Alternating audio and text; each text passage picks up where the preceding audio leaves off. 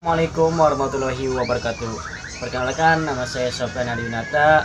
Saya dari Prodi PJKR, Pendidikan Jasmani, Kesehatan dan Rekreasi, dari Fakultas Keguruan dan Ilmu Pendidikan Universitas Subang, dengan NPM G1C 190019. Saya dari semester 3 kelas reguler. Di sini saya akan mempresentasikan hasil kerja saya, yaitu untuk menyelesaikan tugas yang diberikan oleh dosen saya, yaitu Bapak Gempar Al-Hadis, di mana Pak Gempar merupakan dosen pengampu mata kuliah ilmu kesehatan. Nah, di sini saya akan membahas tentang wanita dan olahraga. Tentu yang namanya manusia butuh kebutuhan jasmani dan rohani, yaitu kesehatan yang paling penting. Nah, kesehatan atau olahraga tidak memandang fisik, baik pria maupun wanita, semuanya bisa melakukan. Nah, bagaimana sih untuk wanita dalam berolahraga? Kita simak. Oke, yang saya akan bahas yang pertama adalah latar belakang terlebih dahulu. Latar belakang kesehatan merupakan hak asasi manusia yang perlu dipastikan atau didapatkan oleh semua insan. Yang tadi sudah bilang ya, kesehatan atau olahraga tidak memandang siapapun, semuanya bisa mendapatkan, ya, baik pria maupun wanita. Artinya setiap orang, siapapun dan bagaimanapun dia, berjenis kelamin apapun dia, dimanapun dia berada, mempunyai hak untuk dapat hidup sehat, baik aspek fisik maupun aspek non fisiknya. Dengan demikian, setiap manusia mendapat kebebasan untuk dapat memelihara kesehatannya. Kesehatan juga merupakan hal yang sangat penting bagi kelangsungan hidup manusia. Olahraga merupakan salah satu cara yang dapat digunakan untuk menjaga kesehatan. Nah, olahraga merupakan cara efektif, ya, saya sangat efektif untuk menjaga kestabilan kesehatan manusia. Oke, yang saya akan bahas yang kedua adalah mengenai perbedaan fisik antara wanita dan laki-laki. Tadi yang sudah saya singgung bahwasanya wanita dan laki-laki mempunyai masing-masing perbedaan, baik dari fisik maupun dari aspek yang lainnya. Tentu saja dari fisik itu sangat berbeda, ya. Kadar fisiknya pun berbeda wanita dengan olahraga. Laki-laki cenderung lebih kuat, wanita cenderung lebih lemah mengenai kadar fisiknya. Oke. Nah, supaya lebih detail, supaya lebih lengkap, kita bahas saja, kita lihat ya. Oke. Yang pertama, laki-laki. Laki-laki mempunyai darah atau kandungan hemoglobin sebesar 15,8 gram. Laki-laki yaitu 1 plus 0,9 atau L 1 plus 0,9, sorry ya. Oke, perempuan, darah kandungan hemoglobinnya yaitu 13,9 gram N1 plus 1/1. Nah, berarti artinya itu kandungan darah lebih besar laki-laki, ya, daripada perempuan. Kemudian dimensi denyut nadi lebih besar daripada perempuan, laki-laki itu. Kemudian perempuannya dimensi denyut nadi lebih kecil daripada laki-laki. Kemudian laki-laki mempunyai hormon testosteron, sedangkan perempuan mempunyai hormon estrogen. Kemudian pada laki-laki lemak berkisar antara 15-20% dari berat tubuh laki-laki. Kemudian untuk wanita sekitar 20-25% dari berat tubuh perempuan dibentuk oleh lemak. Kemudian massa otot lebih besar daripada perempuan, itu untuk laki-laki, ya, saja karena laki-laki itu cenderung kuat, jadi ototnya lebih besar. Kemudian massa otot lebih kecil dari laki-laki, perempuan, ya. Oke, lanjut. Yang ketiga yang saya akan bahas adalah pentingnya olahraga bagi wanita, ya, sangat penting. Nah, di sini yang pertama ada manfaat olahraga bagi tubuh. Manfaat olahraga bagi wanita berdasarkan The Women's Sport Foundation, yaitu perempuan yang berolahraga cenderung akan lebih dalam menghadapi pelajaran di sekolah. Nah, ini berarti fungsinya untuk di pendidikan, ya. Anak-anak perempuan yang melakukan kegiatan olahraga lebih baik dalam menghadapi pelajaran di sekolahnya. Kemudian mampu bekerja dalam kelompok dan memiliki keahlian untuk mencapai tujuannya. Kemudian berolahraga baik untuk kesehatan anak perempuan. Dengan olahraga mampu meningkatkan rasa percaya diri. Kemudian olahraga mampu menghilangkan berbagai tekanan atau masalah. Kemudian membakar lebih banyak kalori dalam tubuh. Terakhir, membantu kesehatan mental atau tubuh yang sehat adalah pikiran yang rileks dan nyaman. Oke, yang kedua lanjutan. Selanjutnya, kedua adalah latihan beban sangat bagus untuk wanita. Jika kebanyakan latihan beban dilakukan oleh pria, kini tidak usah dipungkiri lagi. Jika wanita juga sangat perlu latihan beban. Jika rata-rata pria memproduksi hormon testosteron lebih banyak dari wanita, maka pada sisi lain wanita memiliki jumlah lemak yang lebih tinggi daripada pria. Nah, kemudian di saat wanita melakukan latihan beban, maka otot akan mulai mengencang dan padat. Jika jumlah sel-sel otot yang ada di dalam tubuh relatif banyak, maka semakin banyak juga lemak yang akan dibakar. Wanita yang rajin latihan beban juga dapat membantu mempertahankan kepadatan tulang, bahkan dapat meningkatkan kepadatan tulang. Hal itu sangatlah penting di mana wanita ketika sudah memasuki masa menopause, kepadatan tulang mereka akan menurun karena mulai terganggunya penyerapan kalsium dalam tubuh sehingga berisiko terkena osteoporosis. Lanjutan, yang ketiga, pentingnya olahraga untuk wanita hamil. Nah, di sini juga wanita hamil itu diperbolehkan ya untuk berolahraga. Oke, kita simak aja. Latihan olahraga secara teratur merupakan faktor yang sangat penting untuk membuat wanita yang sedang hamil tetap sehat dan bugar. Ya, karena bawaannya orang hamil itu lesu, lemes. Nah, tapi dibarengi dengan olahraga, insya Allah ya akan tetap sehat dan bugar. Olahraga sangat penting untuk wanita hamil. Olahraga dengan intensitas ringan saat hamil memberikan banyak manfaat. Aktivitas ini dapat meningkatkan energi dan juga mengurangi stres. Peraturan umum untuk melakukan olahraga selama hamil menurut Sadoso Sumarjuno pada tahun 1992 yang ke-72 yaitu yang pertama, A. Atau harus mendapat izin dari dokter yang memeriksa. Yang B. Jangan lakukan olahraga secara berlebihan sehingga melampaui kemampuan. Jika latihan menyebabkan rasa sakit, harus segera dihentikan. C. Latihan lakukan dalam waktu yang pendek tapi teratur. D. Bernapas secara teratur waktu latihan. Jangan sesekali menahan napas. Lanjutan.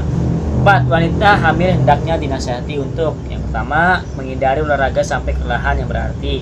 Hendaknya saat berolahraga ibu hamil dapat mempertimbangkan hal-hal berikut.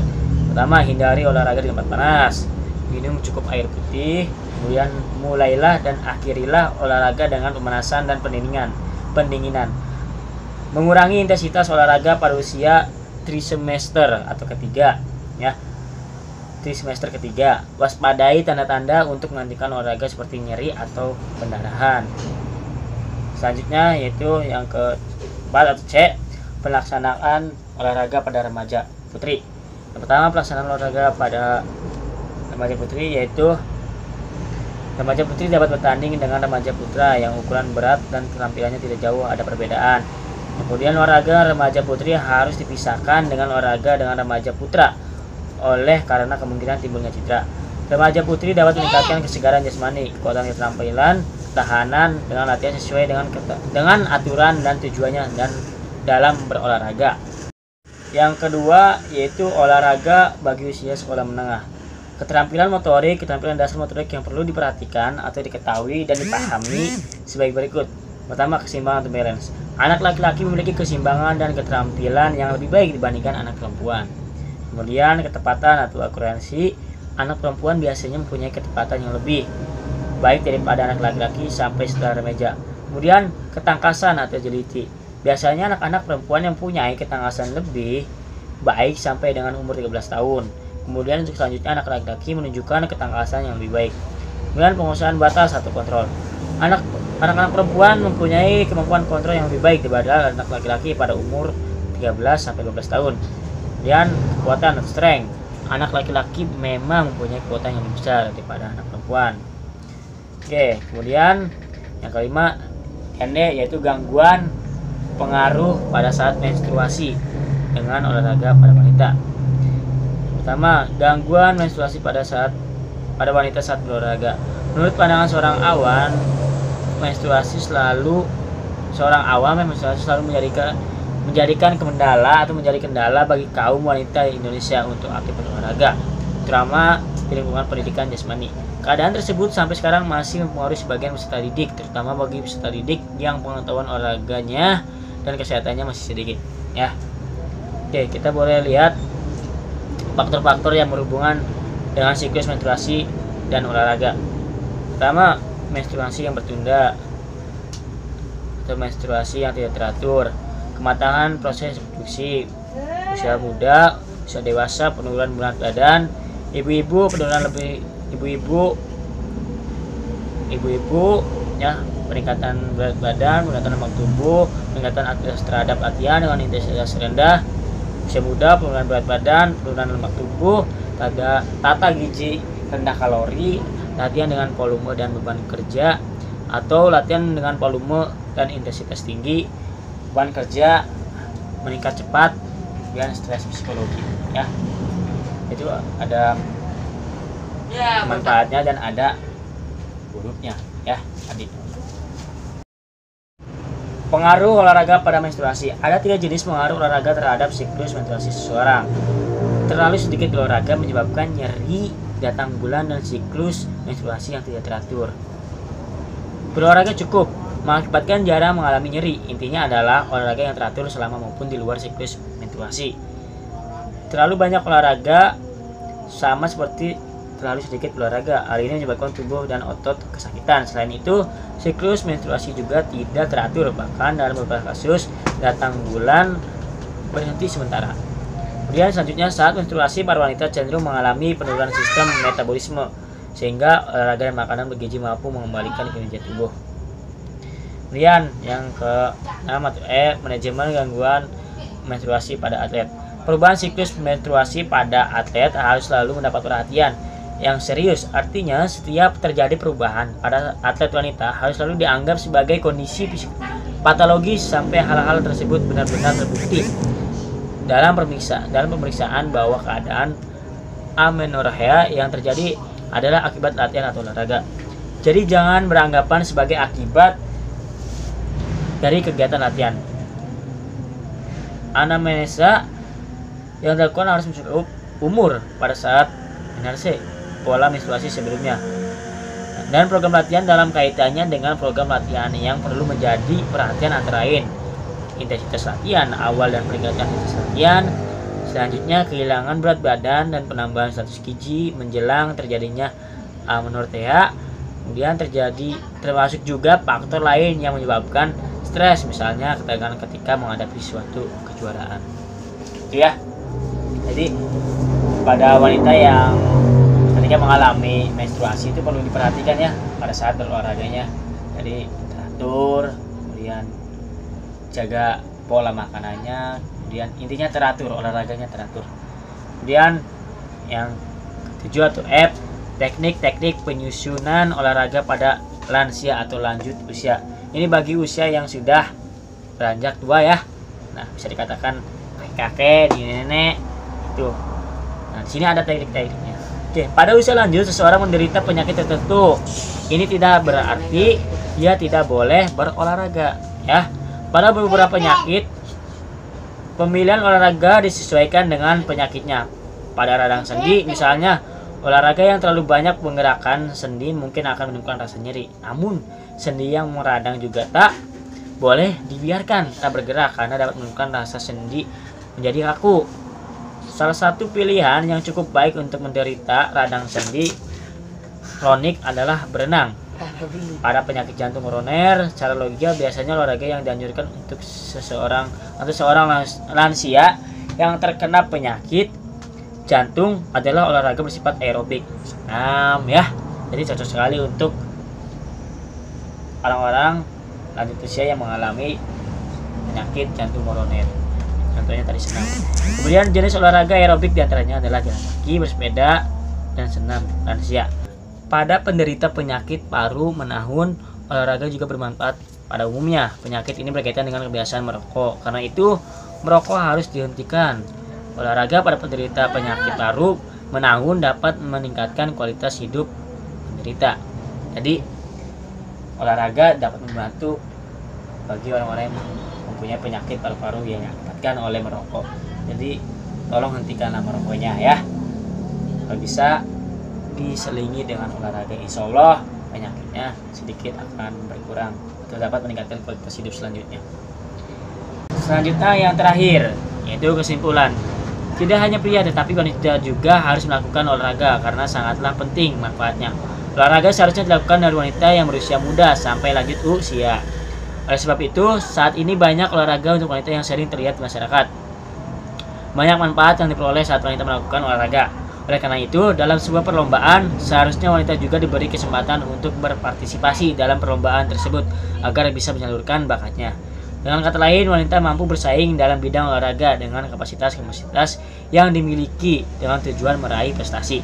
Selain itu, dengan berolahraga, wanita dapat terhindar dari berbagai macam masalah kesehatan seperti terhindar dari penyakit. Dengan kata lain, berolahraga mampu menurunkan risiko seseorang terkena penyakit.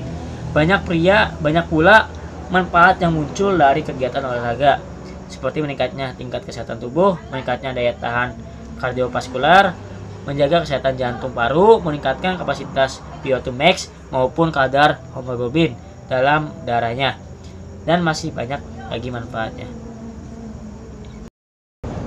Mungkin sekian yang saya sampaikan, kurangnya mohon maaf apabila dari segi penyampaian maupun dari tutur kata yang tidak jelas. Saya akhiri, billahi taufiq wal hidayah. Assalamualaikum warahmatullahi wabarakatuh.